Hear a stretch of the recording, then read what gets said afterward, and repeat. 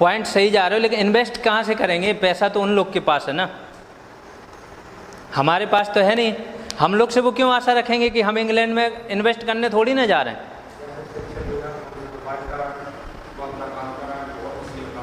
जैसे तुम्हारे पास स्मार्टफोन है, जानते हो, थोड़ा बहुत जानकारी होगी तभी ले लिया, या किसी अगल बगल वाले के पास देखा होगा तब ले लिया। सपोज करो पूरे समाज के पास वो नाम नहीं सुना उसने, इंटरनेट का, फ़ोन का नाम नहीं सुना।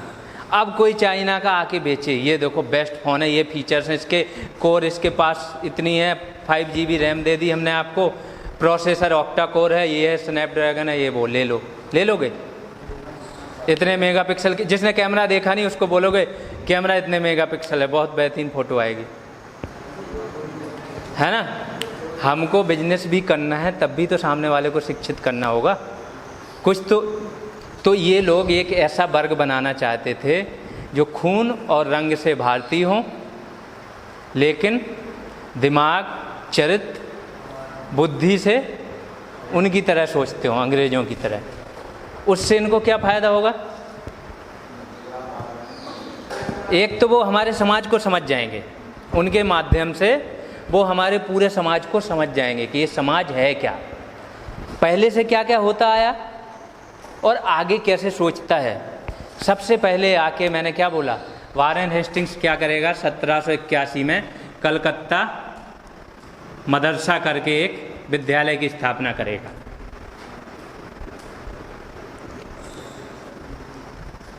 पहला गवर्नर जनरल ऑफ बंगाल कौन था? पहला governor general of Bengal Warren Hastings था। वो आके 1781 में कलकत्ता मदरसा की स्थापना कर देगा। क्या पर्पज रहेगा उसका?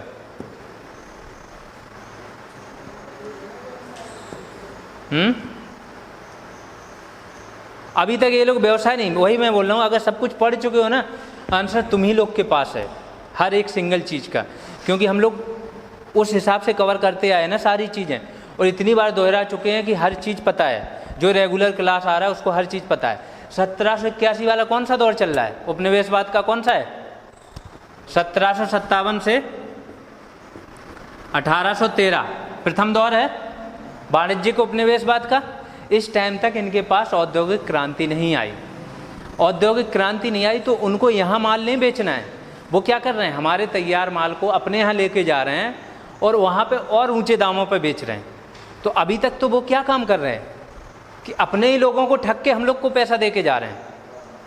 लेकिन जैसे ही वो शासन करना शुरू करेंगे तो उनका पर्पज अब थोड़ा बदल जाएगा। पर्पज क्या हो जाएगा कि अब इंडिया के पैसे से ही इंडिया का माल खरीदें और वहाँ ले जाके बेचें, मुनाफा वहीं कमा रहे हैं। तो अभी उनको यहाँ पे तो कुछ मटेरियल भेजना नहीं है जो वो ये सोचेंगे। फिर किस पर्पज से वो यहाँ पे आए? कलकत्ता मदरसा खोलना पड़ा उनको।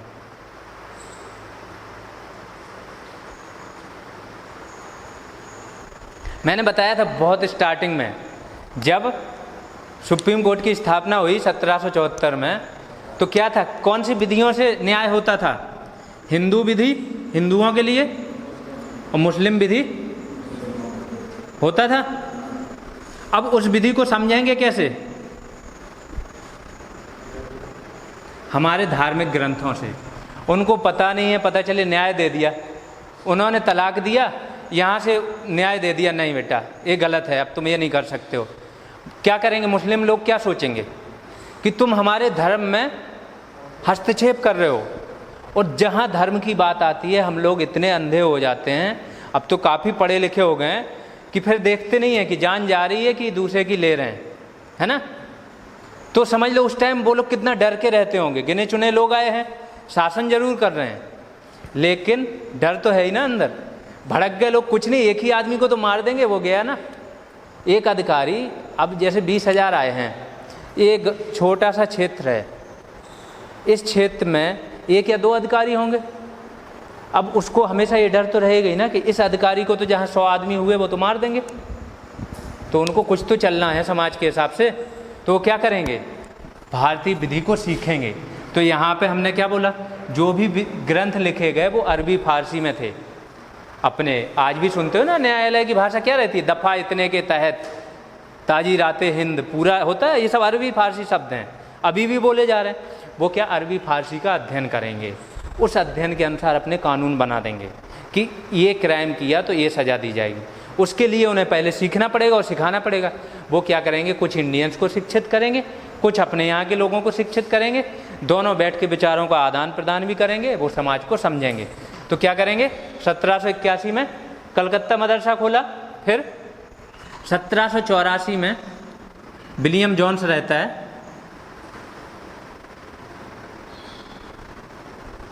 ये क्या करेगा, एशियाटिक सोसाइटी ऑफ बंगाल की स्थापना करेगा। ब्रिटेन में सेम चीज़ थी, ब्रिटेन में वो क्या कर रहे थे, बाकी और जो है जगह अरबी जो ग्रंथ थे उनका अनुवाद कर रहे थे। इसका मेन काम ही रहेगा इस पूरी सोसाइटी का कि हम ग्रंथों का अनुवाद करें जो जहाँ के। तो इंडियन ग्रंथों का किस में अनुवाद करेगा, इंग्लिश में, कि वो लोग पढ़ सकें, समझ सकें, है ना। एक आदमी के समझने से भी तो नहीं होगा ना। हम यहाँ पे शासन करने तो आए, लेकिन सारे अंग्रेज क्या समान होंगे। इस जिला में जो बैठा है उसको भी समझ में आना चाहिए, कहीं और है उसको भी समझ में आना चाहिए, है ना। तो वो क्या चाह रहे हैं कि इसके अनुवाद हो जाएं तो हमारे सारे अधिकारी पढ़ने लगें, सब समझ जाएं, तो अनुवाद कराना शुरू कर देंगे। फिर एक 1791 आएगा, 10 साल बाद इसके। तो एक रहता है जोनाथन डंकन, ये बनारस का रेजिडेंट रहता है। रेजिडेंट समझते हो ना, रेजिडेंट मैंने बताया था, सहायक संधि बताई थी, उसमें क्या होती थी शर्तें, एक अपना रेजिडेंट रखाते थे, है ना, कि हमारा रेजिडेंट रहेगा लेकिन वो आंतरिक मामलों में हस्तक्षेप नहीं करेगा, ऐसा था। वही रेजिडेंट रहेगा ये जोनाथन डंकन बनारस का। ये क्या करेगा, ये बनारस में बनारस संस्कृत कॉलेज की स्थापना करेगा। दोनों चीज़ें कवर कर ली, दोनों मेन धर्म हैं। कलकत्ता मदरसा हो गया, बनारस संस्कृत कॉलेज हो गई। एशियाटिक सोसाइटी ऑफ बंगाल जो विलियम जोन्स की रहेगी, वो ऑलरेडी जब तक मनुस्मृति वगैरह जितने भी हमारे मेन भगवद गीता इन सब का अनुवाद कर चुकी होती है, समझ गए। तो ऐसे करके शिक्षा में वो करेंगे। फिर आगे चल के 1813 का अधिनियम आएगा, उसमें क्या करेंगे, 1 लाख रुपए प्रतिवर्ष खर्च करने का प्रावधान होगा उसमें शिक्षा पे, कि हम भारत में शिक्षा पे 1 लाख रुपए प्रतिवर्ष खर्च करेंगे। अब 1 लाख रुपए वो प्रतिवर्ष खर्च नहीं कर पाएंगे कुछ साल तक। कब तक, 1823 तक। क्यों, क्योंकि वहाँ पे 2 विवाद रहते हैं। एक होते हैं प्राच्यवाद, प्राच्यवादी रहेंगे, एक रहेंगे आंग्लवादी। प्राच्यवादी क्या बोलेंगे, प्राच्यवादियों का बोलना है कि जो इंडियन संस्कृति है, सभ्यता है, उसमें हमको हस्तक्षेप नहीं करना चाहिए, ये जैसे हैं वैसे ही रहने दो, हमारा जो मेन काम है हम अपना करें, ठीक है। आंग्लवादी होते हैं, वो बोलते हैं इनकी सभ्यता और संस्कृति निकृष्ट है, 2ym दर्जे की है, और हमको क्या करना है, पाश्चात्य शिक्षा का इनमें प्रचार करना चाहिए। और जितनी भी आर्थिक सामाजिक संस्थाएं हैं, इसका मेन उद्देश्य होना चाहिए अधिकतम लोगों का अधिकतम सुख। समझ में, ज़्यादा से ज़्यादा लोगों का ज़्यादा से ज़्यादा सुख, ये एक उपयोगितावादी विचार है। कोई होते हैं ना जो उपयोगितावादी लोग होते हैं, तो 2 लोग हो जाएंगे, प्राच्यवादी और आंग्लवादी। प्राच्यवादी होते हैं रूढ़िवादी, वो चेंज नहीं चाहते, वो जैसा है वो बोल रहे हैं वैसे ही रहने दो। आंग्लवादी आएंगे, वो बोलेंगे ये लोग तो बड़े गिरे हुए हैं यार, कैसे रहते हैं, फटे कपड़े पहन के घूम रहे हैं, ठीक है, गंदे हैं, इनको थोड़ा साफ किया जाए, इनको साबुन आबुन दिया जाए, कपड़े अच्छे दिए जाएं, सिखाया जाए। ये काम करेंगे कौन, आंग्लवादी, क्योंकि उनको हमारे साथ रहने में दिक्कत ना हो, वो यही चाहेंगे। तो आंग्लवादी और प्राच्यवादी का विवाद रहेगा, विवाद रहेगा तो वो 1 लाख रुपए खर्च नहीं होंगे, वो आपस में लड़ते रहेंगे। एक बोलेगा नहीं यार खर्च करो, दूसरा बोलेगा नहीं इस पे खर्च करो, ऐसे करो। फिर 23 में क्या होगा, ये लोग पहुँचेंगे कि नहीं आंग्लवाद है, उस पर हमको टिका रहना है। 33 में मैकाले आ जाएगा, मैंने बताया मैकाले की एक समिति बनेगी शिक्षा के लिए। आ रहा समझ, ज़्यादा फैक्ट तो नहीं हो रहे हैं तुम लोग के लिए, हैं, ऐसा तो नहीं हो रहा ज़्यादा डेट ज़्यादा नाम हो रहे हैं। तो वैसे सारी चीज़ें मुझे लगता है पढ़ चुके हो, है ना, सारी चीज़ें लिखी हुई हैं। और जो लोग नहीं पढ़े, जैसे नोट बना लेना अपना, तो सब चीज़ आ जाएगी समझ में। जहाँ नहीं समझ में आ रही वो वीडियो डाल रहे हैं पर डे, तो वो भी समझ में आए, और फिर भी नहीं आ रही तो क्लास के बाद मेरे से पूछ सकते हो, कहीं पे कोई भी डाउट हो ना क्लास के बाद पूछ लिया करो, ठीक है। तो ऑलमोस्ट चीज़ें तो पढ़ ही चुके हो। 1833 का अधिनियम लिखाया है, उसमें लिखाया है कि एक विधि आयोग बनता है, उसका भी अध्यक्ष मैकाले रहता है। एक शिक्षा के लिए आयोग बनता है, उसका भी अध्यक्ष ही रहता है। प्लस ये शिक्षा का माध्यम बोल देता है, अंग्रेजी होगा, है ना, मैकाले बोलता है, ठीक। तो जब मैकाले आएगा तो वो पूर्णतः आंग्लवाद समर्थक रहेगा। वो क्या बोलेगा कि पाश्चात्य शिक्षा दो। पाश्चात्य मतलब पश्चिमी देशों में जो शिक्षा दी जा रही है, वहीं का विज्ञान हो, वहीं का साहित्य हो, उस पर शिक्षा दो, प्लस अंग्रेजी भाषा हो, उसका मीडियम क्या हो, अंग्रेजी भाषा में शिक्षा दो, ठीक है। तो मैकाले के आने के बाद ये तय हो जाएगा कि हमको किस डायरेक्शन में जाना है। आज भी जो हम लोग पढ़ रहे हैं वो शिक्षा नीति मैकाले की ही देन है। अभी भी थोड़े बहुत सुधार आए, फिर आगे मैं बताऊंगा। राधाकृष्ण आयोग एक बनेगा, चलो इसी में ही आगे आ जाएगा अभी। इसके बाद मैकाले के बाद क्या आएगा, मैकाले पूरा नीचे से लेकर ऊपर तक की शिक्षा का माध्यम कर देगा अंग्रेजी। अब जो बच्चे हैं हिंदी तो सही से बोलना नहीं सीखे, वो अंग्रेजी में पढ़ने जा रहे हैं। सारे देश में अंग्रेजी स्कूल कॉलेज खुल जाएंगे, है ना। लेकिन होगा क्या, एक तो जो अमीर होगा वही पढ़ पाएगा। अभी नहीं पढ़ पाते इंग्लिश मीडियम में गरीब बच्चे, उस टाइम तो भूल ही जाओ। प्लस समझ में भी नहीं आ रहा है। पहले तुम शिक्षा किस चीज़ में दो, आदमी की जो मातृभाषा है, जो बोली जा रही स्थानीय भाषा, उसमें दो। वो समझ जाए कि हाँ ऐसा होता है, तब तो दूसरी भाषा सीखेगा, है। सेम चीज़ होगा कि मैकाले शिक्षा नीति तो ले आता है, लेकिन शिक्षा का जो प्राथमिक शिक्षा का स्तर बहुत गिरेगा। तो 1854 में मैंने लिखाया है, क्या होगा, चार्ल्स वुड करके एक व्यक्ति रहता है, जो बोर्ड ऑफ कंट्रोल का क्या रहता है, डायरेक्टर, ठीक है। तो वो क्या करेगा, उसके अध्यक्षता में एक आयोग बनेगा। वो आयोग अपनी सिफारिशें देगा। इसको बोला जाता है मैग्ना कार्टा। शिक्षा के क्षेत्र में महान अधिकार पत्र, मैग्ना कार्टा का मैंने मतलब बताया था क्या होता है, शिक्षा का मैग्ना कार्टा बोला जाता है। ये क्या करेगा, चार्ल्स वुड अपनी कुछ सिफारिशें देगा। क्या देगा, किसी ने पढ़ा चार्ल्स वुड को अभी तक? ये कुछ सिफारिशें देगा कि जो शिक्षा का माध्यम होना चाहिए प्राथमिक शिक्षा का, वो स्थानीय भाषा में हो, लोकल मीन्स ये भी नहीं कि हिंदी में हो, जो क्षेत्रीय भाषा है उसमें रखो। यहाँ पे जो यहाँ पे लोग बोल रहे हैं, बच्चे बोल रहे हैं, जो माँ बाप बोल रहे हैं वही तो सीखेगा। अभी माँ बाप कोई और भाषा बोल रहे हैं, तुम बच्चों को इंग्लिश सिखा रहे हो, कहाँ से? वो सीख के भी आ गया 2 शब्द, लेकिन घर पे बोली नहीं जा रही, तो क्या करोगे तुम, है ना। कोई भी भाषा अगर तुमको सीखनी है, उसका उपयोग करना शुरू कर दो। 4 शब्द सीखो, दिन भर उन 4 शब्दों का ही उपयोग करो। ऐसे सेंटेंस निकालो कि वो 4 शब्द ही यूज हों, तुम बहुत जल्दी सीख जाओगे लैंग्वेज। और अगर कितना भी पढ़ लो, अगर उस चीज़ का यूज नहीं कर रहे हो तो लैंग्वेज सीखने में प्रॉब्लम हो जाएगी, ठीक है। बोलते हैं ना इंग्लिश न्यूज़पेपर पढ़ो, मूवी देखो, ये करो, इंग्लिश सीखनी है। वो इसलिए करते हैं, यूज हो रहा है ना, उपयोग हो रहा है, कोई चीज़ पढ़ रहे हो, ठीक। फिर वो बोलेगा कि जो प्रांतीय शिक्षा आयोग बनाओ, हर राज्य में एक शिक्षा आयोग होने चाहिए, जो आज हैं। बोलेगा इंग्लैंड का जो विश्वविद्यालय है, लंदन विश्वविद्यालय, उसकी तर्ज पे इंडिया में विश्वविद्यालय होने चाहिए। महिला शिक्षा कॉलेज होने चाहिए। वो बहुत सारे ऐसी ऐसी चीज़ें लाएगा जो आधुनिक अभी तक चल रहे हैं, अभी तक हम उसका अनुसरण कर रहे हैं। कब दे के चला गया? 1854 में। आज से 175 साल पहले, है ना, 170 साल पहले, अब समझ लो इतनी चीज़ें करके गया। और क्या बोलेगा? टीचर्स ट्रेनिंग स्कूल खुलवाएगा कि टीचरों को ट्रेनिंग दो। इसीलिए इसको बोला जाता है महान अधिकार पत्र। इसने शिक्षा की दशा चेंज करके रख देगा। तुरंत मद्रास, बॉम्बे और कलकत्ता, तीनों जगह पे तुरंत विश्वविद्यालय खुल जाएंगे, है ना। फिर आगे क्या होगा? फिर 80-82 के आसपास एक और आयोग बनेगा। कौन सा? हंटर कमीशन, हंटर आयोग। ये बनेगा फिर से प्राथमिक और माध्यमिक शिक्षा के लिए। ये अपनी कुछ सिफारिशें देगा। हंटर आयोग बताएगा कि प्राथमिक शिक्षा का स्तर और ऊंचे बढ़ाना है तो क्या। फिर कुछ और विश्वविद्यालय एक आयोग बनता है थॉमस रेले की अध्यक्षता में, वो पढ़ोगे, वो मैं लिखवा दूंगा आप। इसके बाद मतलब ये है कि बस उनका नाम याद करना है कि कौन कौन से आयोग बने थे। फिर एक सैडलर करके रहते हैं, उनका आयोग रहेगा, है ना। फिर आगे चल के जब 1900 एक हार्टोग समिति बनती है, वो उतनी इम्पोर्टेंट नहीं है, ठीक है। फिर गांधी जी आ जाते हैं। अब गांधी जी क्या करेंगे, एक हरिजन समाचार पत्र निकाल रहे हैं गांधी जी।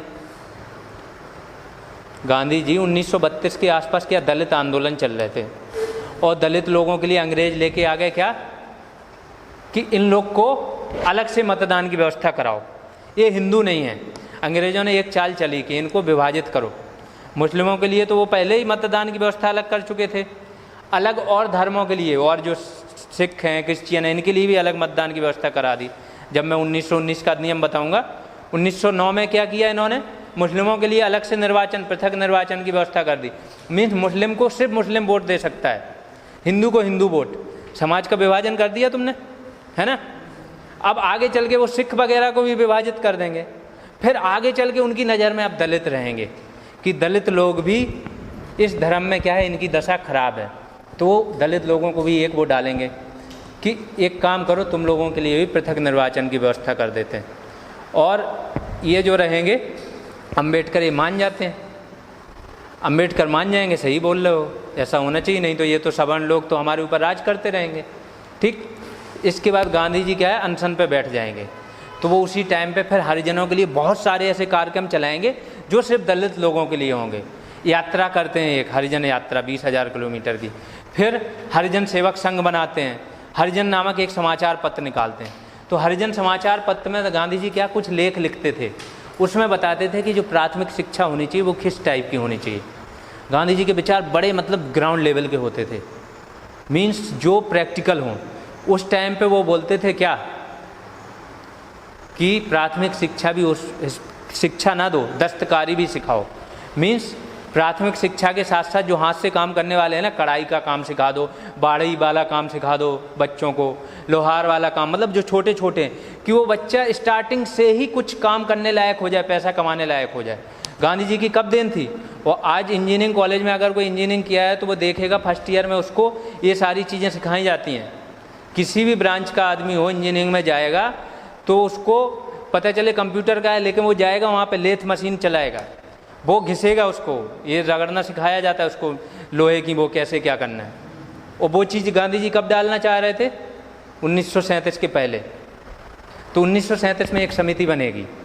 कौन सी समिति, जाकिर हुसैन का नाम सुना होगा किसने, है ना, डॉक्टर जाकिर हुसैन। वो अपनी कुछ सिफारिश देंगे, फिर एक सार्जेंट योजना आएगी, आखिर करके हम स्वतंत्र हो जाएंगे। ठीक है, अब लिख लो क्या क्या हुआ, इतनी सारी स्टोरियाँ सुन लें, ठीक। शिक्षा पे काम किया गया। शिक्षा इम्पोर्टेंट इसलिए है क्योंकि एक तो इस क्लास का नाम भी शिक्षा क्लासेज है, ठीक है, लेकिन उसके अलावा इसलिए इम्पोर्टेंट है हम लोग पढ़ रहे हैं, प्लस तैयारी किस चीज़ की कर रहे हैं, है ना, किस चीज़ की तैयारी कर रहे हो, सिविल सर्विसेज की कर रहे हो, है ना। हमारा जब लेवल वो है तो इस पे मैंने विशेष जोर दिया। नहीं शिक्षा के मामले में कोई लिखाता है, 2-4 समिति लिखा दे, करा दे, हो गया काम, है ना, कि एक एटलीस्ट पता होना चाहिए, हमारे सामने एक मैप होना चाहिए कि हम कैसे आगे बढ़े, है ना। इसलिए इसको थोड़ा विशेष रूप से अब लिख लो, डालो शिक्षा का विकास, हेडिंग डाल लो।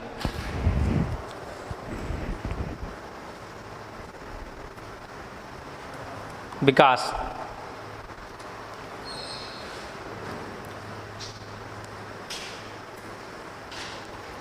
ठीक।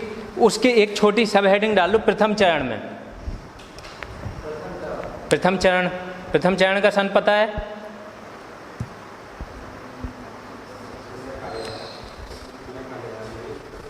(1813) तक, 1757 से 1813 के पहले तक, मतलब 13 से दूसरा चरण स्टार्ट हो जाएगा, जो मैंने लिखा है यहाँ पे ये। तो प्रथम चरण में क्या विकास होगा,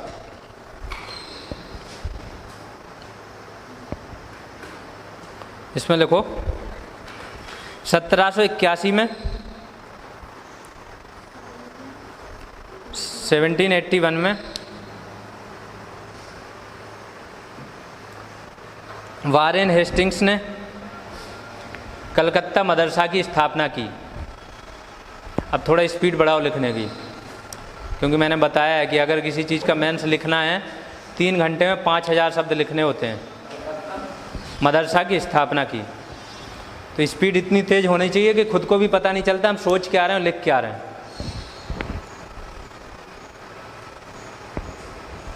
1781 में कलकत्ता मदरसा की स्थापना की। 1784 1784 में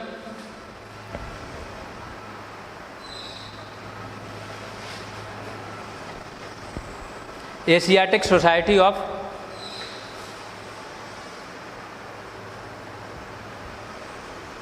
बंगाल की स्थापना की।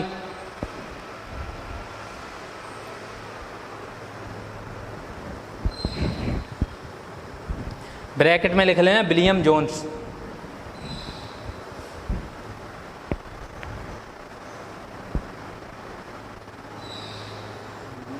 जोन से लिखा है इधर देखो,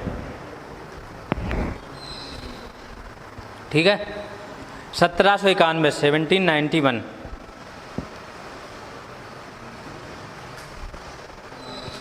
बनारस संस्कृत कॉलेज की स्थापना।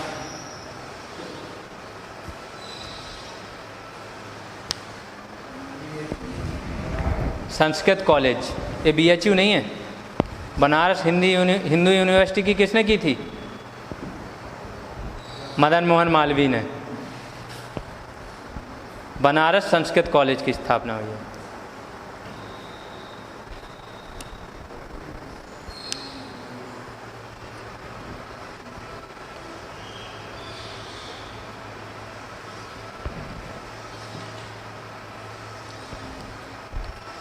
बनारस संस्कृत कॉलेज की स्थापना के आगे लिख लेना ब्रैकेट में जोनाथन डंकन लिखा है इधर, जोनाथन डंकन। मदन मोहन मालवीय लिख ली हो क्या? अवेयर रहो, ये BHU वाले हैं, ठीक।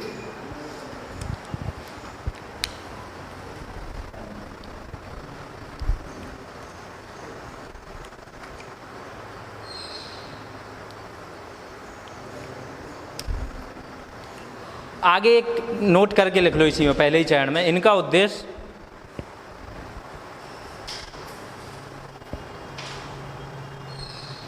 ऐसे शिक्षित भारतीय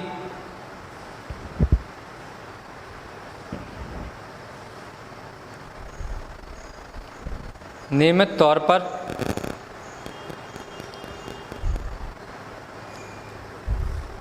उपलब्ध कराए जाएं,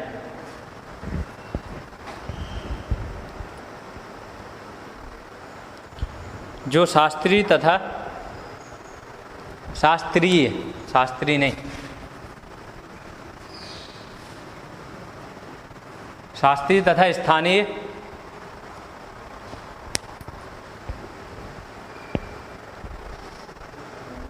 भाषा के अच्छे ज्ञाता हों, भाषा के अच्छे ज्ञाता हों,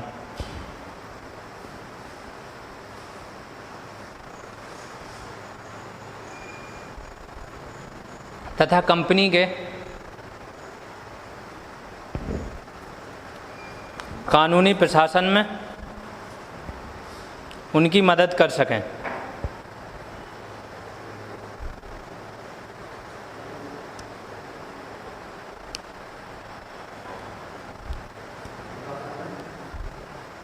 तथा कानूनी प्रशासन में उनकी मदद कर सकें। हो गया? दूसरा चरण डाल लो हेडिंग।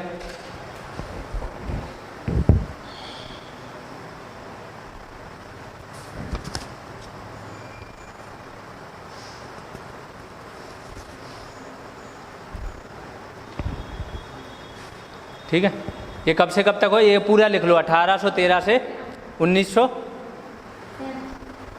जाता। दूसरा चरण वैसे होता तो है 1813 से 1858 तक, लेकिन हम जो शिक्षा के क्षेत्र में कवर कराएंगे 1813 से अब तक लिख लो क्या हुआ, और उसके बाद भी बताएंगे क्या हुआ। ठीक है, हो गया। अब इसमें लिखो 1813 के अधिनियम में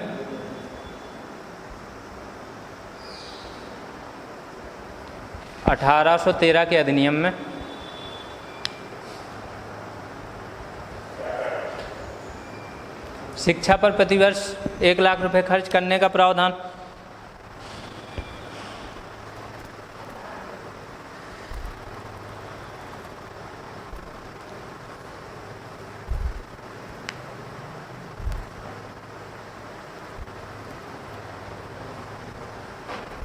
हो गया। लेकिन ये क्या होगा, 1823 तक ये राशि उपलब्ध नहीं होगी। तो एक लिख लो, हल्का सा लिखना है तो 1823 तक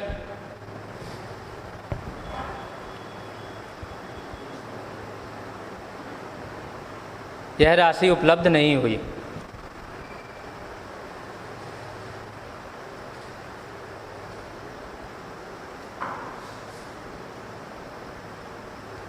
क्यों उपलब्ध नहीं होगी? हाँ, वो भी आगे लिख लो, कॉमा करके, प्राच्यवादी कॉमा आंग्लवादी विवाद के कारण।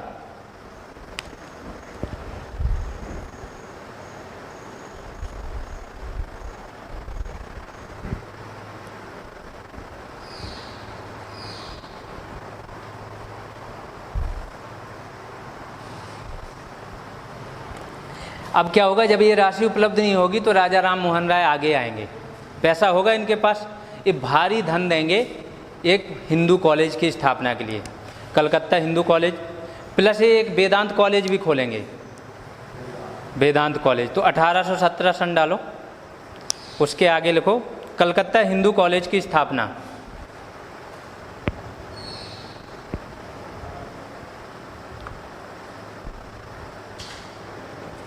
(1817) 1817 कलकत्ता हिंदू कॉलेज की स्थापना, ब्रैकेट में लिख लो राजा राम मोहन राय की सहायता से।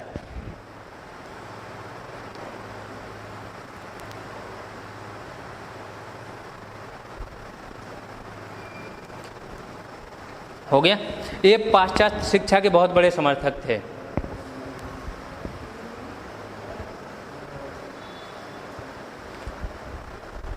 मतलब ये लिखना नहीं है, मैं बता रहा हूँ, लिख लिए क्या तो कोई दिक्कत नहीं। राजा राम मोहन राय जो थे ना, बाहर से पढ़ के आए थे, इनको भी बहुत 13-14 भाषाओं का ज्ञान था। इनको बोला जाता है हमारे आधुनिक भारत के पुनर्जागरण के अग्रदूत। जो मैंने एक पुनर्जागरण बताया, कहाँ पे हुआ? यूरोप में। जब अपने यहाँ होगा तो उसके पहले नेता यही होंगे पुनर्जागरण के। हर क्षेत्र में इनको नॉलेज होगा, हर एक क्षेत्र में अपने इनपुट्स दे रहे हैं। धन के दोहन का पहले मुद्दा यही बोलते हैं कि धन का दोहन हो रहा है, पहली बार मुद्दा यही उठाएंगे। ये बोलेंगे उच्च पदों पे भी इंडियंस को भर्ती किया जाए, किसानों की दशा खराब है, इनसे राजस्व एक निर्धारित कर दिया जाए, राजस्व कम किया जाए। बहुत सारी चीज़ें ये ऐसी बोलेंगे। बाहर दुनिया में कहीं क्रांति चल रही है, नेपल्स है, इटली, जब मैं बताऊंगा, इटली में क्रांति चल रही, असफल हो गई, तो ये दुखी हो गए उससे। जब दूसरी जगह क्रांति दक्षिण अमेरिका में चल रही, वहाँ पे क्रांति क्या हो जाएगी, सफल हो जाएगी, तो ये जश्न मनाएंगे, सबको भोजन कराएंगे। तो इतने आधुनिकतावादी विचार थे इनके उस टाइम पे, राजा राम मोहन राय के। तो ये नेता रहते हैं। नेता मीन्स हम लोग बोलते हैं, नेता किसको बोला जाता है? जो सारे क्षेत्र को लेके चले, जिसके पास एक विजन हो और जनता